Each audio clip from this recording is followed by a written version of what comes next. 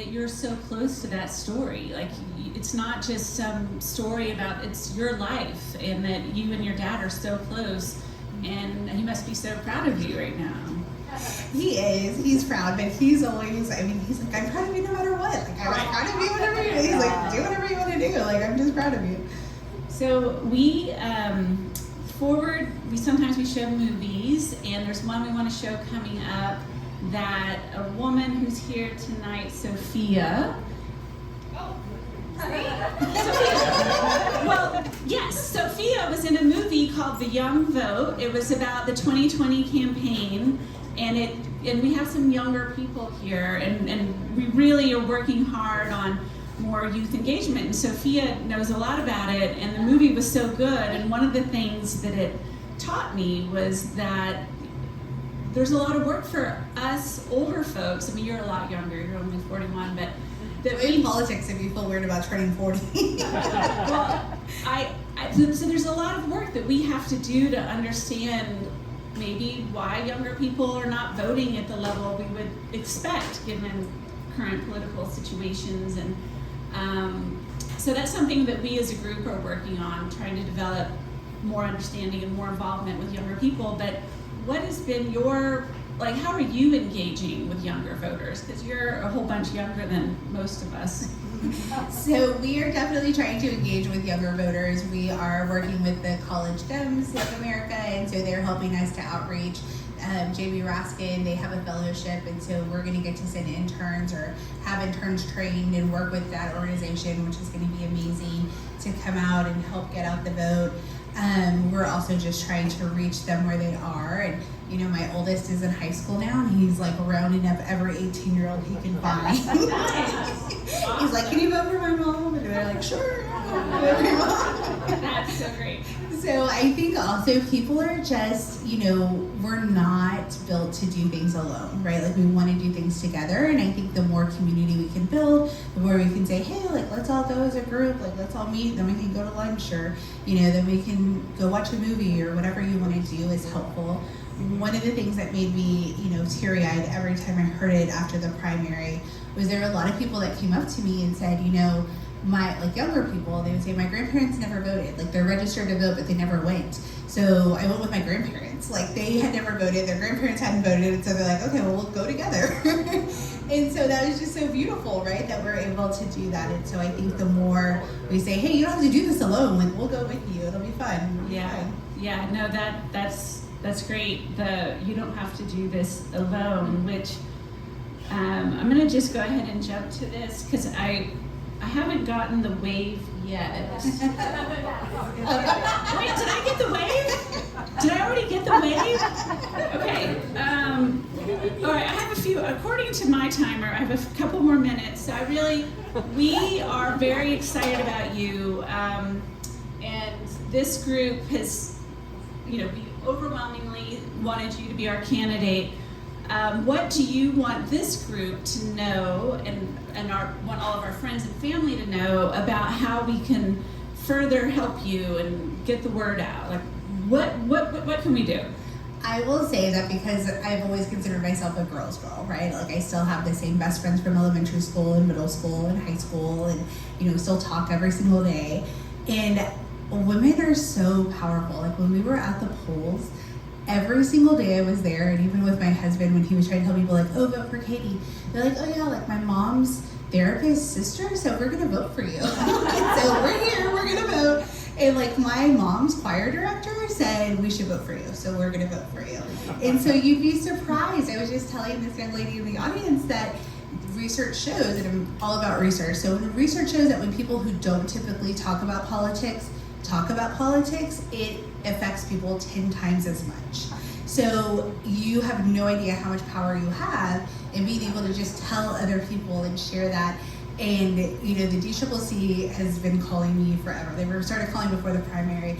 They're like, how do you think it's going? I'm like, well, I mean, you haven't paid for a poll, so we are just, you know, running off vibes. They were like, well, how are the vibes? I'm like, well, I think the vibes are okay. What I meant by that was, I had a friend who texted me, she's a judge in town. She was like, Katy, oh my gosh, I was just at lunch with my sorority sisters, and one of my sorority sisters lifted up her phone and showed it to everybody and showed your picture, and was like, this is who we're voting for.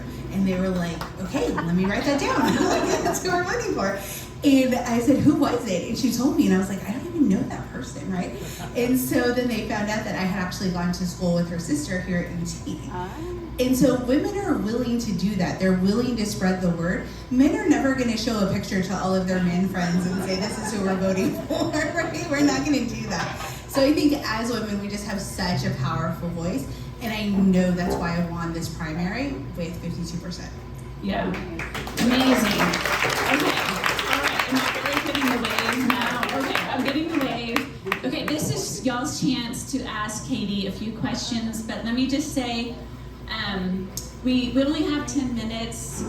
Katy's dedicated a lot of her time, so try to keep the questions pretty much questions, and not too long questions, because we want all of you who want to ask to get a chance. So. And I'll still be here. You can come find me afterwards. I love talking. Oh, that's awesome. Great. Okay. Raise your hand and you can shout, or I can bring you a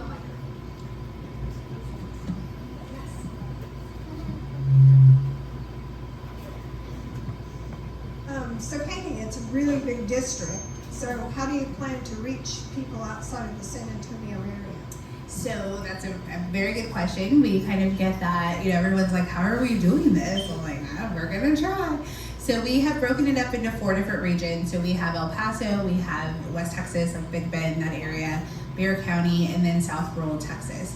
So in every single one of those areas, we have a really strong person that is there to able to go to local events when they happen, to support Team Katy to be out there. We have a captain in every single region in most counties that have yard signs. So if people want yard signs, they can just go to that house and it's already there. We keep in touch with people obviously via social media and our email campaign. We did, and I don't think this has been announced yet, but we received HMP is a House Majority PAC, and so they've actually invested $3 million in our race, which is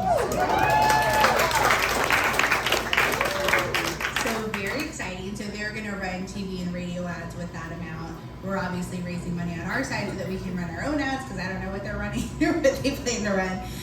So we're going to be able to do that.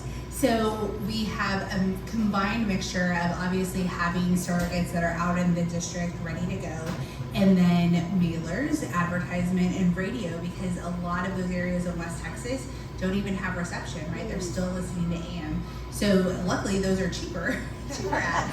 So we can buy a lot of them. They're only going to hear about us. And so that's kind of our plan, to make sure we do that. And also just making connections and making sure everybody's telling, their friends and everyone else how we can flip this district, and we are. We are.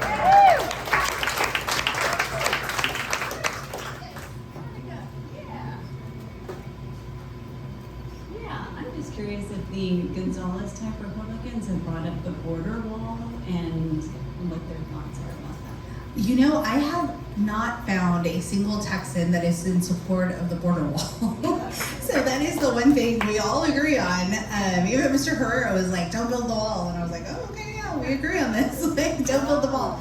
So as far as I know, that's not going to be an issue with them. They don't want the wall. Yeah, good. It's too bad that Herrera agrees with. Well, we were like, what is he going to do? He's endorsed by Trump. But the thing is, someone can say something, right? But actions always speak louder than that. And so I'm like, even if you're saying that, I hope that people understand that when you get to office and you're actually voting, like, are you really going to vote that way, or are you going to vote how he tells you to vote? Yeah, good point. I have one more. So can you just tell us very briefly the issues that you differ widely from your opponent? Every other issue.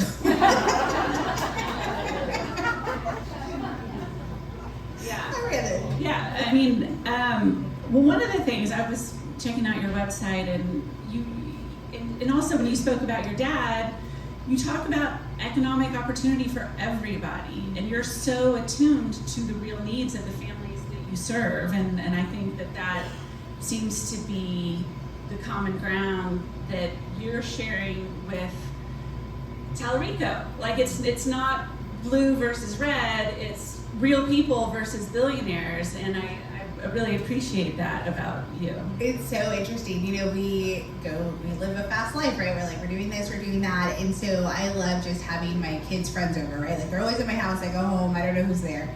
And, you know, so we always feed them. And so I always go to Costco and I get snacks. And so I do a Costco run like once a week, once every other week, and you don't notice that it's like creeping up. So I just did like a snack run. I didn't get any kind of like food. These were like snacks and like a couple of other things. And it was $500. And I was like, $500? Like, what? I didn't even get that much. Like, what happened?